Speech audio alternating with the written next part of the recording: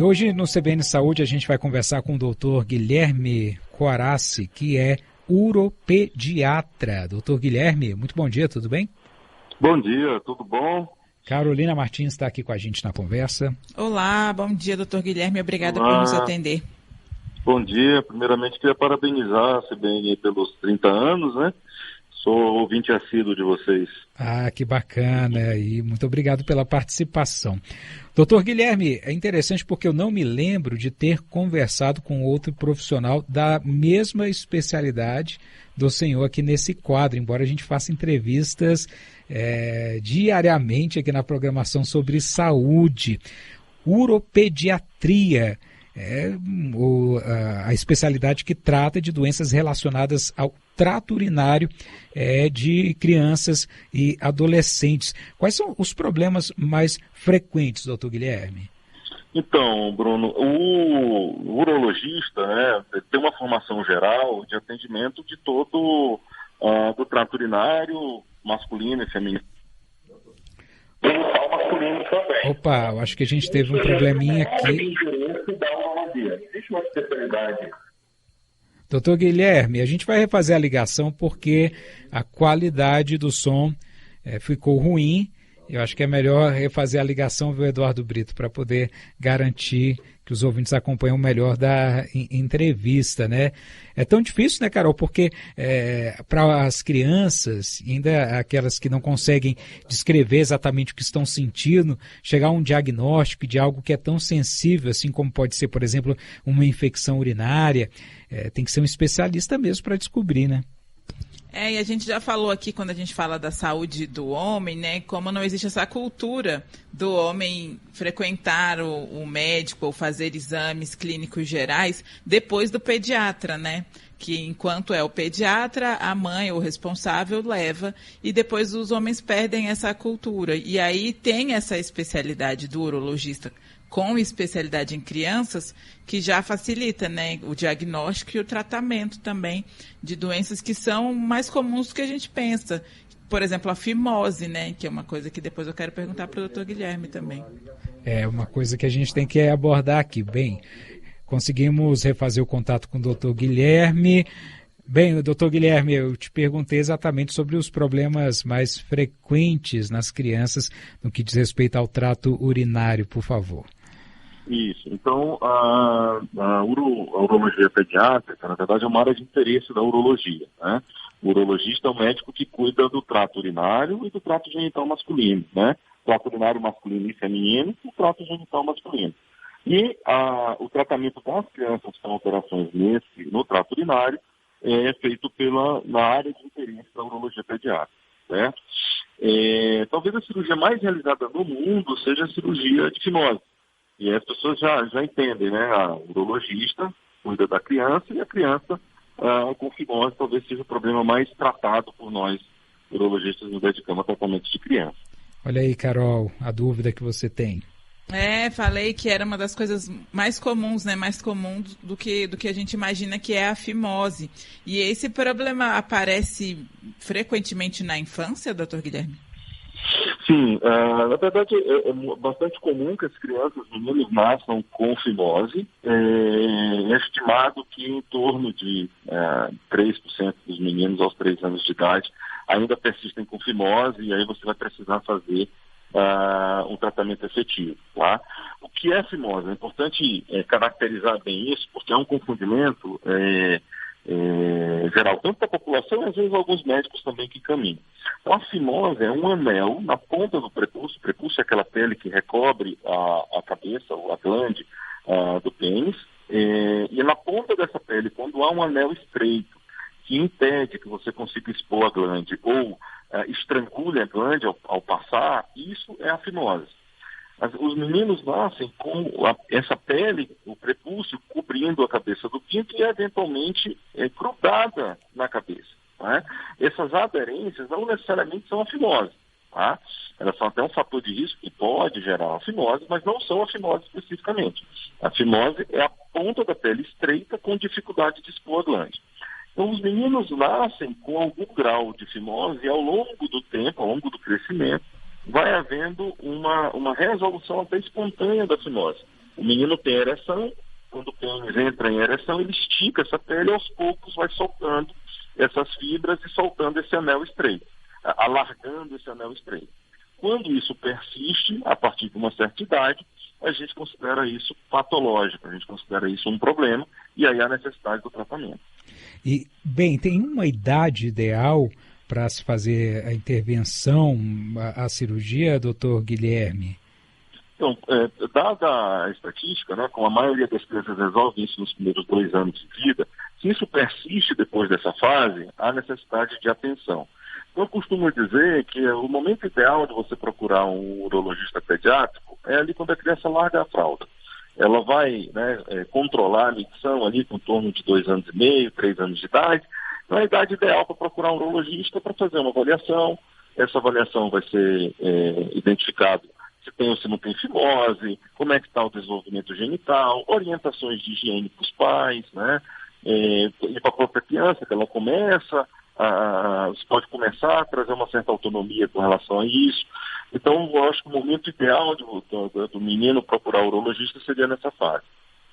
Doutor, e até por algumas culturas, isso é feito de maneira inicial, já nos primeiros anos de vida. Aqui no Brasil a gente não tem. Há essa necessidade de que se fazendo mais cedo o resultado é melhor? Não, essa necessidade de fazer neonatal, não. Tá? Existe sim a questão cultural / religiosa, os muçulmanos e os judeus tem essa prática, né, de realizar isso na primeira semana de vida, tá? Mas não há uma necessidade de que todas as outras crianças façam nessa fase tão tenra, tá? Eu advogo que a gente deve fazer quando a criança realmente tem fimose, tá?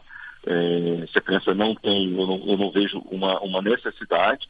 Inclusive os estudos são bastante controversos com relação a isso, porque existem algumas pessoas, algumas mães, que argumentam que fazer a cirurgia de fimose vai diminuir, por exemplo, a incidência de doença sexualmente transmissível. Isso não necessariamente é verdade. Tem estudos controversos na literatura e não há uma definição com relação a isso. Tá?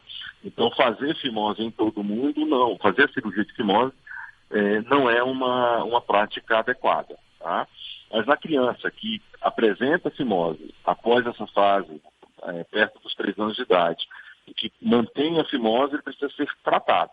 E o tratamento pode ser feito com pomadas, que resolve uma boa parte dos casos, e quando a pomada não resolve, aí sim, partir para o tratamento cirúrgico. Bem, falando das meninas agora, doutor, existem muitos casos de infecção urinária, por exemplo, entre as garotas? Sim, existe infecção urinária tanto em meninos quanto em meninas, tá? Nas meninas é um pouco mais frequente do que nos meninos. No caso dos meninos, um dos fatores de risco é a fimose, tá?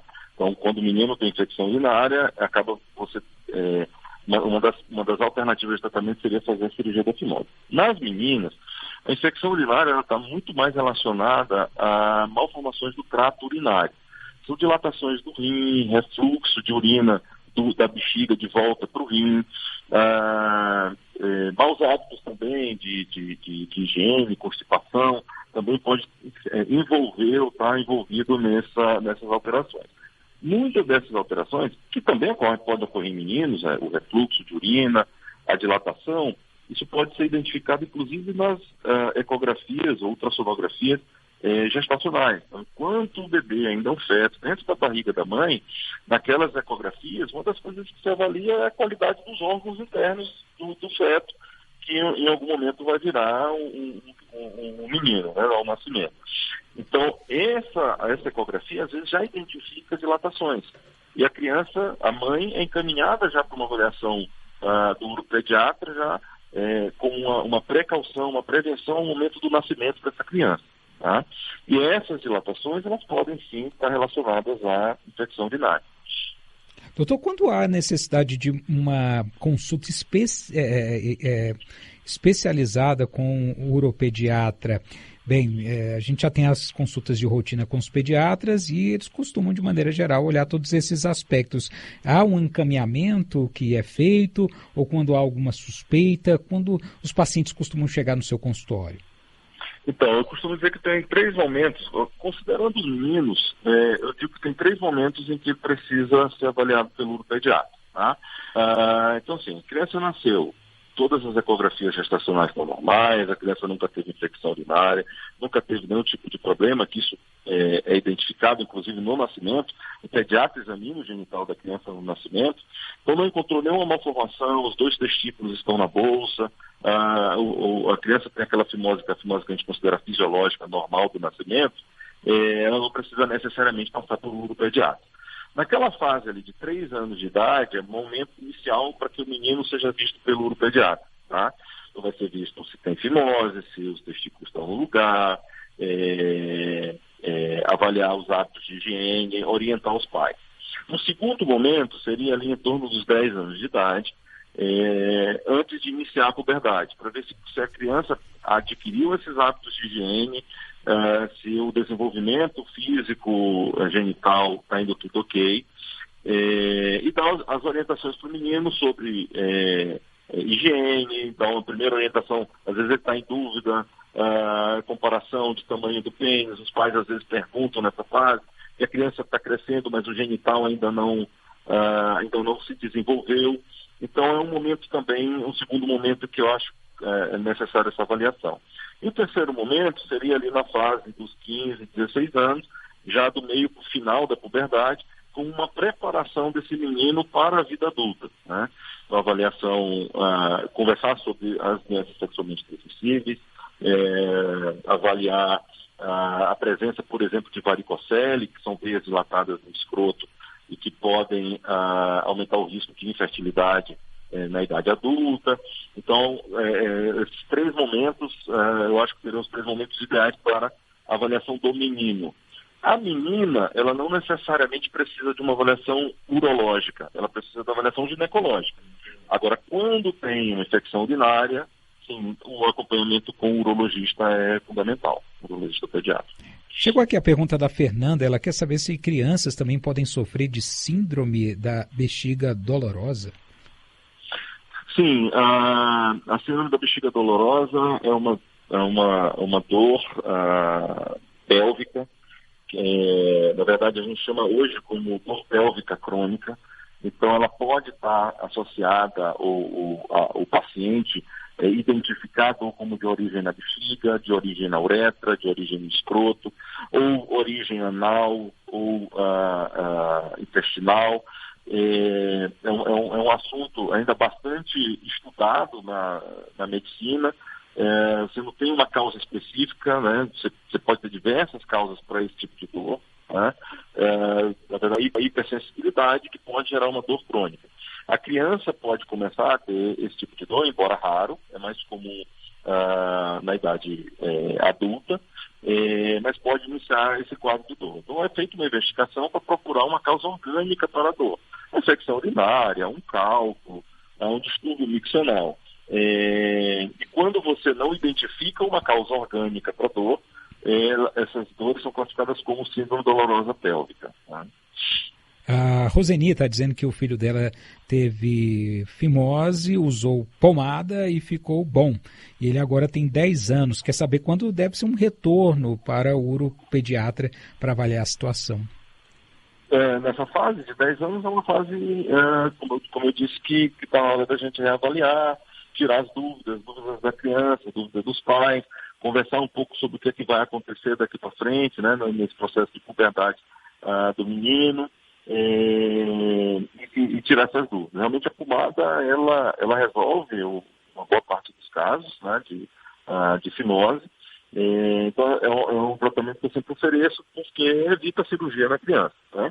E a experiência aí da ouvinte com o filho dela foi positiva, né?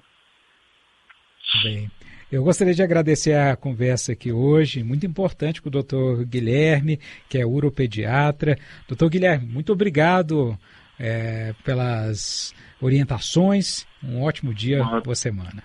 Obrigado, Bruno. Se eu tiver mais um minutinho, claro, falar só sobre torção testicular. Sim. Tá? Que é um assunto que é pouco falado. A torção testicular vai acontecer no menino adolescente. Tá? É caracterizado por uma dor testicular aguda, ali com 13, 14 anos. Às vezes o menino está tranquilo assistindo televisão ou está dormindo e acorda com essa dor testicular. Tá? Isso é uma emergência urológica. Esse menino precisa ser avaliado imediatamente, porque se em 6 a 8 horas ele não é operado para desfazer essa torção, ele pode perder o testículo. Tá?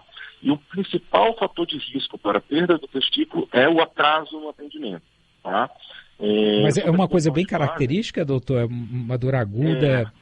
É uma dor aguda, forte no testículo, que normalmente há necessidade de uso de alguma medicação analgésica. O que acaba acontecendo é que os pais, ou às vezes o próprio pediatra, acha que pode ter sido um trauma.